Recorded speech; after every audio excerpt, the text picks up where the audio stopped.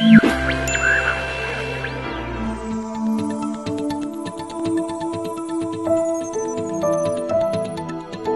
ronquido generalmente se debe a varios factores. Uno de los factores más importantes y que hay que controlar de inicio es el sobrepeso y la obesidad.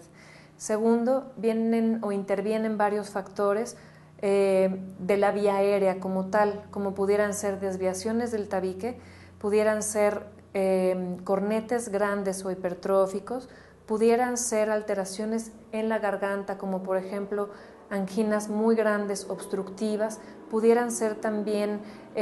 alteraciones anatómicas como una campanilla muy larga, un paladar muy largo o muy colgado. Todo este tipo de alteraciones en la garganta y en la nariz producen un exceso de vibración de estas estructuras cuando pasa el aire. El gran problema de esto, además de que puede ser molesto el ronquido para uno mismo o para la familia, es que algunos pacientes que tienen ronquido muy fuerte o que tienen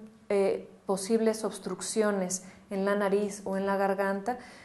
presentan cuadros en los que cuesta trabajo respirar durante la noche. Generalmente puede ser que tengan periodos de lo que llamamos apnea, es decir, por momentos, por segundos o minutos, dejan de respirar o disminuye la respiración y esto disminuye, por lo tanto, la oxigenación de todos los tejidos y puede traer, obviamente, complicaciones cardiovasculares a largo plazo. Entonces, es importante también reconocer cuáles son las causas de ronquido o de problemas